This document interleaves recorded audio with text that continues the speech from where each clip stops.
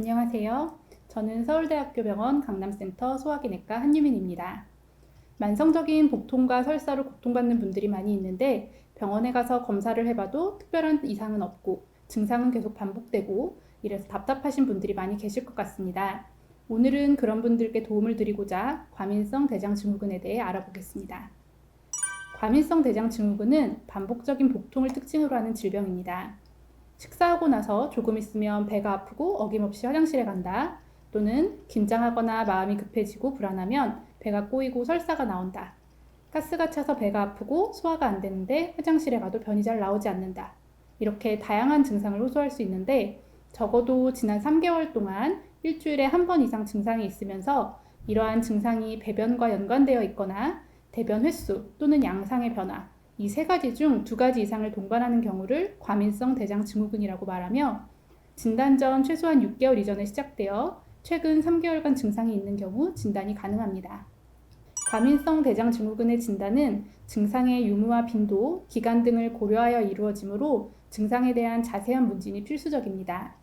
다만 과민성 대장증후군이란 기능성 질환이고 기능성 질환이라는 것은 소화기관에 영향을 미칠 수 있는 기질적, 구조적인 이상이 없다는 것을 전제로 하기 때문에 비슷한 증상을 유발할 수 있는 기질적 질환에 대한 감별이 필요합니다. 감별이 필요한 질환으로는 대장암, 궤양성 대장염이나 크론병과 같은 염증성 장질환, 결핵균이나 세균, 기생충 등의 감염에 의한 감염성 장질환이 있습니다. 간혹 과민성 대장증후군이 있으면 대장용종이나 대장암이 잘 생기는지에 대한 질문을 받곤 하는데 과민성 대장증후군이 대장암을 포함한 앞서 설명드린 기질성 질환의 위험을 높이는 것은 아닙니다. 그러나 기질성 질환들도 복통, 설사 또는 변비, 배변 습관의 변화를 그 증상으로 하기 때문에 과민성 대장증후군으로 생각하고 기질적 질환의 진단을 놓치는 경우가 생길 수 있으므로 주의가 필요합니다. 그렇다고 해서 모든 증상에 대해서 자세한 검사를 모두 시행한다면 그것은 과잉 진료를 유발하게 되는 또 다른 문제가 될 수 있습니다.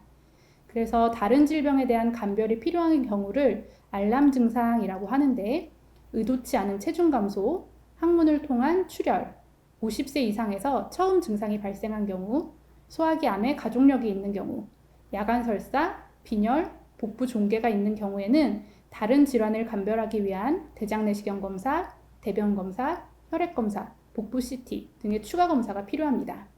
전문의의 진료를 통해 정확한 검사와 진료를 받는 것이 중요하겠습니다. 과민성 대장증후군의 원인은 아직까지 정확하게 밝혀지지 않았습니다.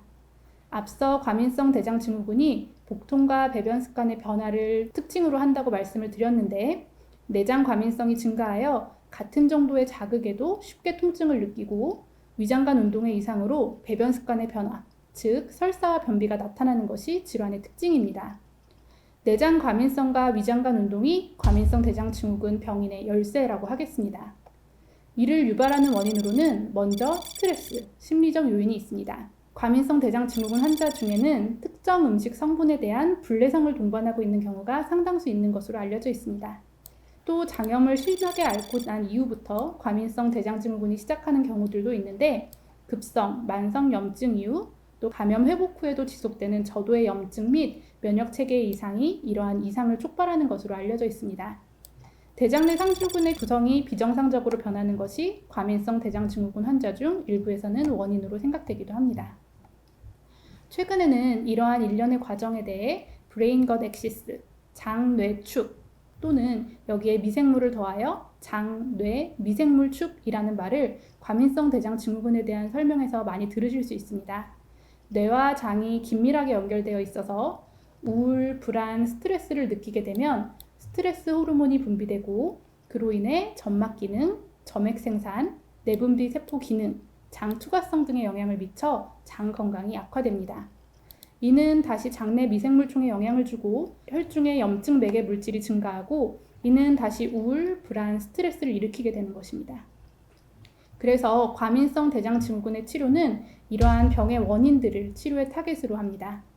내장의 과민성과 위장관 이상을 조절하기 위해서 약물요법을 시행하고 스트레스와 심리적 요인을 조절하기 위한 심리요법, 음식에 대한 불내성을 조절하기 위한 식이요법, 마지막으로 미생물 불균형을 조절하기 위한 미생물요법으로 크게 나누어 볼 수 있겠습니다.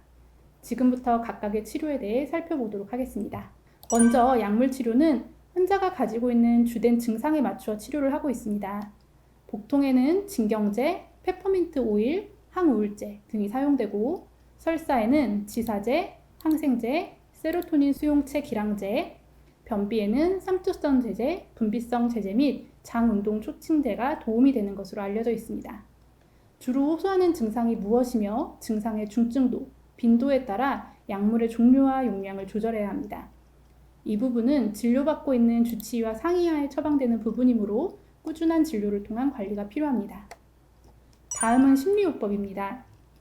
우울, 불안, 스트레스가 발병 및 증상 악화에 중요한 영향을 미치므로 이에 대한 적극적인 조절이 필요합니다. 인지행동요법, 이완요법, 최면요법, 이외에 명상을 비롯한 다양한 정신과적인 치료 기법들이 과민성 장증후군의 증상을 개선시켰다는 보고들이 있습니다. 이 부분에 있어서 제가 오늘 추가로 설명드리고 싶은 것은 외부적인 스트레스 요인을 잘 통제하고 극복하는 것도 중요하지만 질병 자체로부터 오는 스트레스를 잘 조절하는 것 또한 중요하다는 점입니다. 많은 분들이 과민성 대장 증후군을 앓으면서 내가 큰 병이 있는 것은 아닌지 하는 불안과 걱정을 많이 합니다.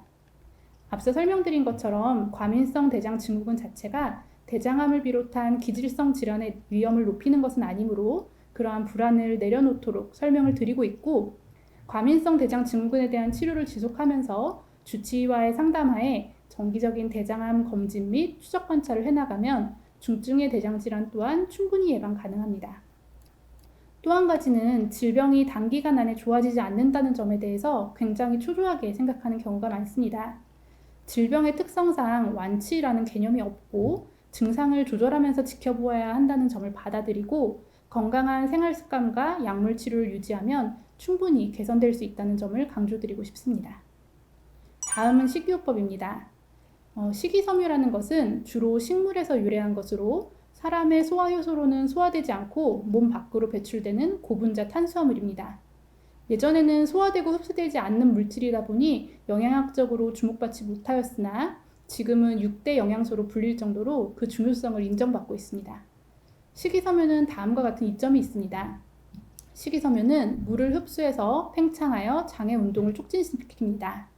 또 장내의 유해 성분을 흡착하여 대변량을 증가시키며 변비, 대장암을 예방합니다. 당이나 지방의 흡수를 지연시켜 비만과 당뇨병 예방 및 치료에 좋습니다. 담즙산이나 콜레스테롤을 흡착하여 배출시키기 때문에 고지혈증과 담석증을 예방합니다. 대장에서 발효되어 장내 유익균의 먹이가 되어 장내 미생물 불균형을 해소합니다. 식이섬유는 위와 십이지장의 점막을 보호하고 위궤양을 예방하는 효과도 있습니다. 하지만 이러한 장점은 또한 단점이 되기도 합니다. 만약 섬유소를 많이 먹으면서 충분히 수분을 섭취하지 않는다면 오히려 대변이 매우 단단해져 배변하기 어려워지고 변비나 치질이 악화될 수 있습니다. 또한 식이섬유는 칼슘이나 아연, 철분과 같은 주요 무기질과 결합할 수 있기 때문에 장에서 흡수되지 않고 그대로 배설되어 버릴 수 있으므로 이러한 영양소의 부족 현상을 유발할 수 있습니다. 섬유질이 장내에서 발효되면서 가스를 발생시키고 설사, 구토, 복부팽만, 두통 등의 부작용을 유발할 수도 있습니다. 따라서 식이섬유의 종류와 효능을 잘 이해하고 이에 기반하여 적절한 식이섬유를 선택하는 것이 중요하겠습니다. 전통적으로는 식이섬유를 수용성 식이섬유와 불용성 식이섬유로 나누었습니다.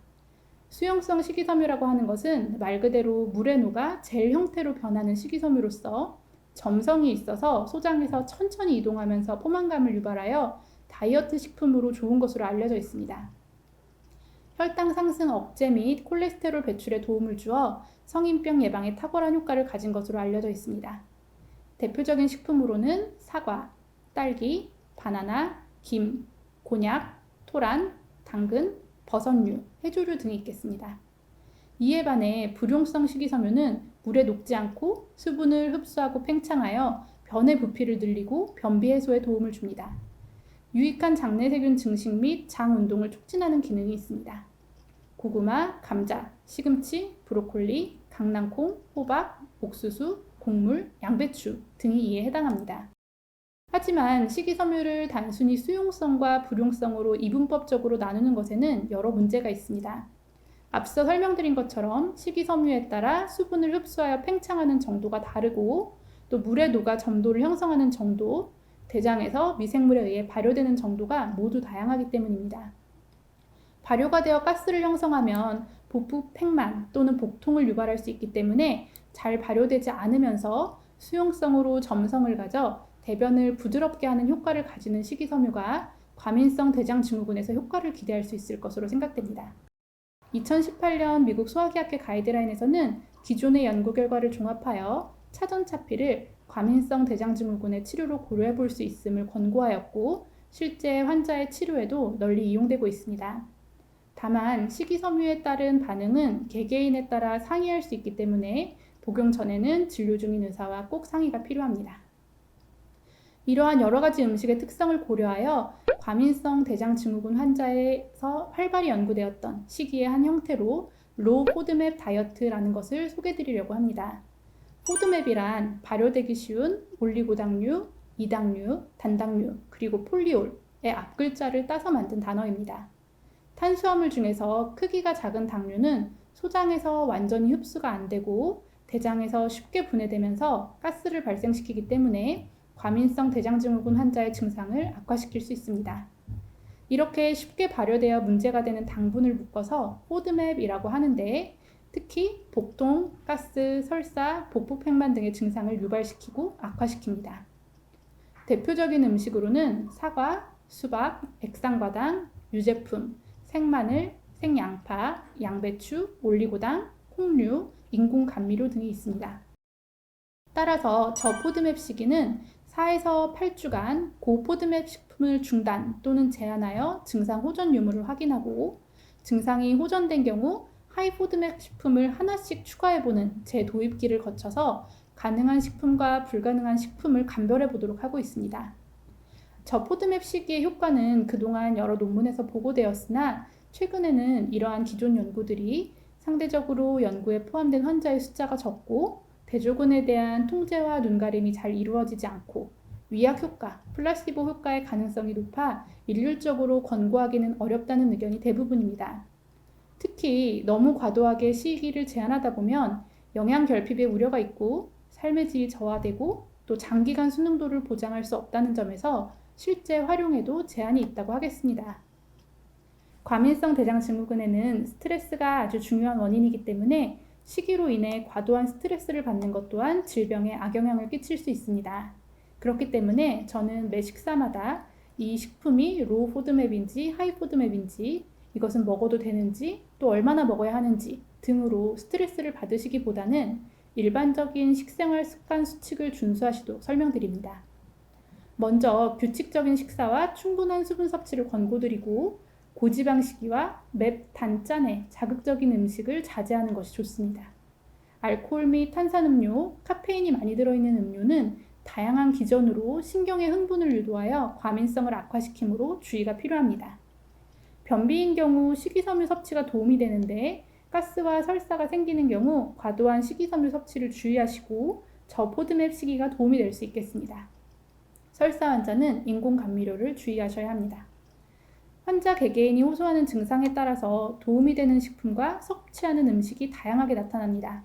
즉 개인적으로 증상을 유발하는 음식과 먹으면 편안해지는 음식이 다르게 나타나기 때문에 개인의 경험이 매우 중요하다고 하겠습니다. 이를 확인하기 위해 음식을 먹는 시간과 음식의 종류, 양, 이에 따른 복통과 배변 횟수, 배변 양상에 대해 기록하는 음식 일기를 권고드립니다. 기록을 통해 평소에는 느끼지 못했던 음식과의 연관성을 파악할 수 있고 그런 경우 이전에 증상을 유발하였던 음식을 피하는 것이 좋습니다.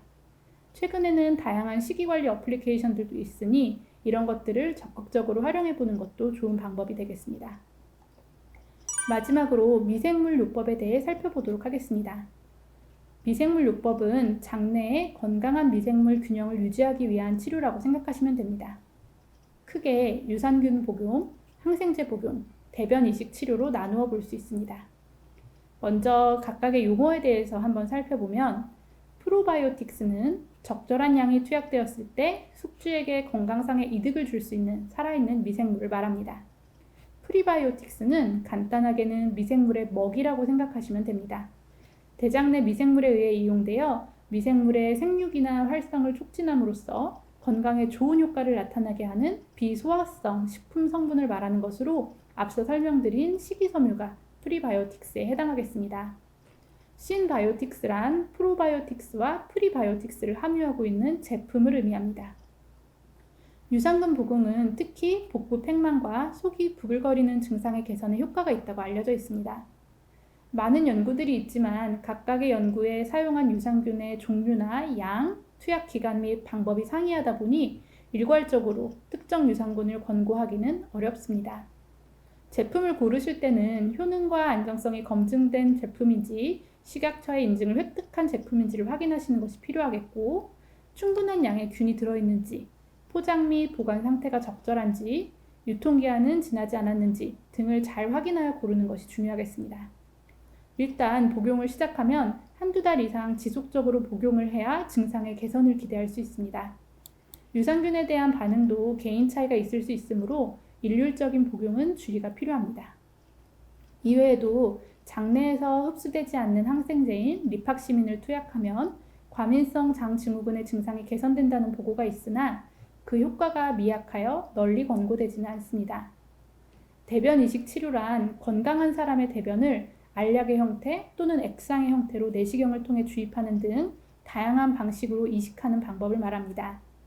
아직까지는 실험적인 단계이고 증상의 개선 정도가 불충분하거나 일부에서는 복통이 악화되고 감염의 위험이 증가했다는 보고가 있어 아직까지는 주의가 필요합니다. 이상을 종합해보면 과민성 대장증후군은 복통과 배변 습관의 변화를 특징으로 하는 질환입니다. 알람 증상이 있는 경우 필요한 검사를 통해 기질적 질환을 구분하는 것이 중요합니다. 내장 과민성과 위장관 운동 이상으로 인해 발생하며 유전적 요인, 심리적 요인, 음식에 대한 불내성, 감염 등 다양한 요소가 영향을 미칩니다. 증상에 맞춘 약물치료, 심리요법, 식이요법, 미생물요법 등 다양한 치료 방법을 적용할 수 있으며 개인의 특성에 맞춘 적극적인 관리와 조절이 중요한 질병이라고 하겠습니다. 네, 이상으로 과민성 대장증후군에 대한 설명을 마치도록 하겠습니다. 감사합니다.